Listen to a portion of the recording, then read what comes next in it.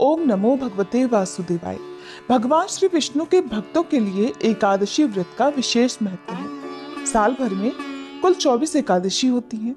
व्रतराज ग्रंथ के अनुसार भादो यानी भाद्रपद मास के कृष्ण पक्ष की एकादशी तिथि को अजा एकादशी का व्रत रखा जाता है। इस एकादशी का बहुत ही विशेष महत्व है। इस दिन व्रत करने से न केवल धन और सुख की प्राप्ति होती है, बल्कि सभी प्रकार की चिंताओं से भी मुक्ति मिल जाती है। तो चलिए आपको बताते हैं अजा एकादशी की तिथि, पूजा मुहूर्त और पारण के समय के बारे में। भादो महीने के कृष्ण पक्ष में जो एकादशी आती है उसे अजा एकादशी, और भादो महीने के शुक्ल पक्ष में पड़ने वाली एकादशी को परिवर्तनी एकादशी या जल झूलनी ग्यारस कहते हैं। अजा एकादशी की व्रत कथा सत्यवादी राजा हरिश्चंद्र से जुड़ी हुई है। राजा हरिश्चंद्र अपनी प्रजा को बहुत प्रेम करते थे और अपनी प्रजा को सदा प्रसन्न रखते थे। उनके राज्य में चारों ओर खुशहाली रहती थी। समय बीता, जब राजा का विवाह हुआ तो राजा को एक पुत्र रत्न की प्राप्ति हुई। राजा हरिश्चंद्र अत्यंत वीर और प्रतापी थे। एक दिन राजा ने अपने वचन को निभाने के लिए पुत्र और पत्नी तक को बेच दिया। राजा खुद भी एक चांडाल के सेवक बन गए। तब गौतम ऋषि ने राजा हरिश्चंद्र को इस संकट से निकलने का उपाय बताया। राजा ने ऋषि गौतम के कहे अनुसार अजा एकादशी का व्रत रखा और विधि विधान से पूजन किया। अजा एकादशी के व्रत के प्रभाव से राजा हरिश्चंद्र के पिछले जन्म के सभी पापों का नाश हो गया और उन्हें खोया हुआ परिवार और राजपाट फिर से मिल गया।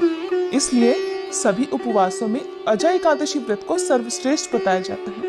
कहते हैं कि अजा एकादशी का व्रत रखने वाले भक्तों को सभी पापों से मुक्ति मिल जाती है। एकादशी का व्रत रखने वाले व्यक्ति को आहार, व्यवहार, इंद्रियों और अपने चित्त पर संयम रखना आवश्यक होता है। इस बार अजा एकादशी का व्रत सर्वार्थ सिद्धि योग में रखा जाएगा। एकादशी की तिथि प्रारंभ होगी 28 अगस्त बुधवार की मध्यरात्रि 1:20 से और समाप्त होगी 29 अगस्त गुरुवार की मध्यरात्रि 1:37 पर। इसलिए इस बार केवल 29 अगस्त गुरुवार के दिन ही अजा एकादशी का व्रत रहेगा। सभी गृहस्थ जन और वैष्णव जन केवल इसी एक दिन उपवास रखेंगे। एकादशी के दिन यानी 29 अगस्त गुरुवार को सूर्योदय होगा सुबह 6:12 पर, सूर्यास्त होगा शाम 6:43 पर। ब्रह्म मुहूर्त सुबह 4:35 से 5:23 तक रहेगा। अमृत काल सुबह 6:20 से 7:59 तक रहेगा। सुबह की पूजा आप ब्रह्म मुहूर्त में या फिर अमृत काल में कर सकते हैं। इस दिन सिद्धि योग शाम 6:15 तक रहेगा। अभिजीत मुहूर्त दोपहर 12:02 से 12:52 तक रहेगा और राहु काल दोपहर 1:30 बजे से 3 बजे तक रहेगा।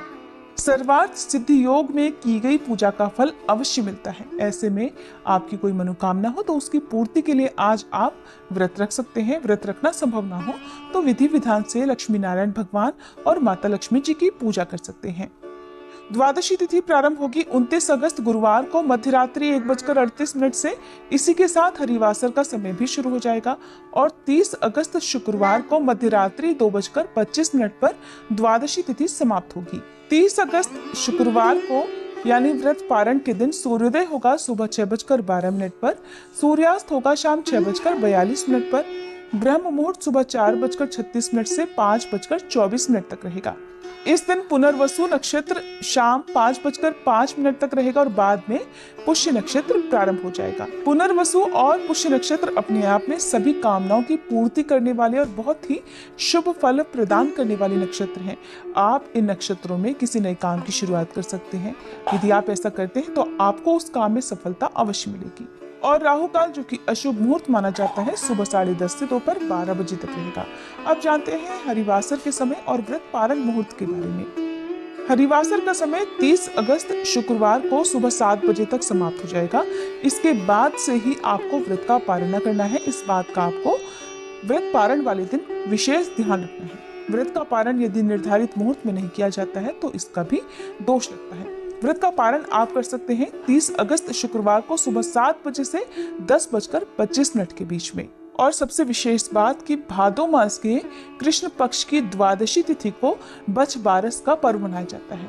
इस अवसर पर गाय और बछड़े की पूजा की जाती है और इस उत्सव को वस द्वादशी या बछ बारस के नाम से भी जाना जाता है। कुछ जगह पर बछबारस का ये उत्सव कार्तिक मास के शुक्ल पक्ष की द्वादशी तिथि को भी मनाया जाता है। और धार्मिक पुराणों में गौमाता में समस्त तीर्थों का वास होने की बात कही जाती है। पूजनीय गौमाता हमारी ऐसी माँ है जिनकी बराबरी ना कोई देवी देवता कर सकते हैं और ना ही कोई तीर्थ।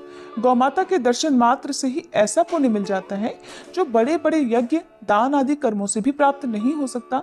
इसलिए इस दिन आप भगवान श्री कृष्ण और गाय और बछड़े की पूजा करके गाय और बछड़े को हरा चारा अवश्य खिलाएं। भगवान विष्णु की पूजा में भोग लगाने के लिए तुलसी के पत्ते एक दिन पहले यानी दशमी तिथि को ही तोड़ कर रख लेने चाहिए। ये थी आज की वीडियो अच्छी लगी हो तो प्लीज लाइक करके चैनल को सब्सक्राइब करके इस दिन हमारे चैनल पर व्रत की कथा भी अवश्य सुनिएगा।